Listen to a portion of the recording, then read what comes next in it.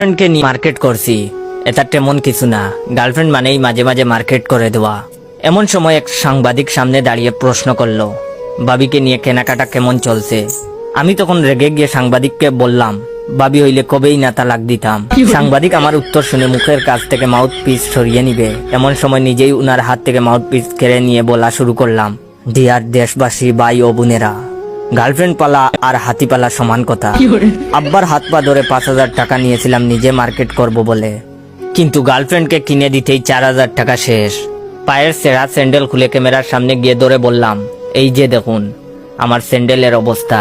প্রত্যেক দিন ছিঁড়ে গেলে মুচির কাছে যাই সেলাই করতে।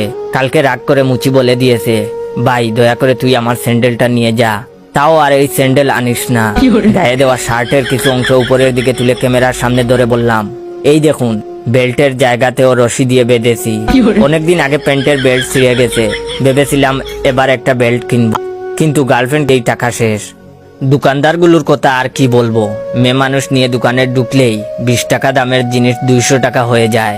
আরে ভাই, বাংলাদেশে 300 টাকার এনার্জি বাল্ব যদি 200 টাকায় ছাড়ে দিতে পারে কোম্পানির প্রচারের জন্য, তোরা কেন এই গরিব দেশের অবাগা প্রেমিকদের জন্য ছাড় দিবি না? এই দেশে কি বিচার নাই? আপনারা ভাবছেন আমার গার্লফ্রেন্ড আমাকে কিছু দেয়নি? হ্যাঁ দিয়েছে, এই যে শাহ আমানতের লুঙ্গি আর সয়াতের গামছা। গার্লফ্রেন্ড কিনে দেওয়ার সময় কি বলেছে জানেন? গরমের এই সময় বাতাসের প্রবাহ ভালো চলাচল করার জন্য নাকি তার এই ব্যতিক্রমী উপহার।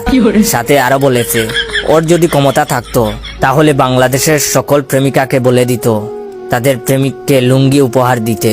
আরো কিছু বলতে যাব এমন সময় সেই সাংবাদিক আমার পা ধরে বলল, ভাই আপনার দোহাই লাগে, ভাই আমার চাকরিটা খাইয়েন না। যা বলার ইতিমধ্যে লাইভে বলে ফেলেছেন। এদিকের কথা শুনে কলিজা শুকিয়ে গেল, কারণ আব্বা সারাদিন টিভি দেখে। যদি কোনোভাবে এই সংবাদ দেখে ফেলে তাহলে এবার পিঠের উপরে উঠবে। এর মধ্যে দেখি পকেটে ফোন বেজে উঠলো, বের করে দেখি আব্বার ফোন। বয়ে শরীর কাঁপতে লাগলো। পাশে তাকিয়ে দেখি গার্লফ্রেন্ড ও দৌড় দিছে। ফোন রিসিভ না করে রেখে দিলাম।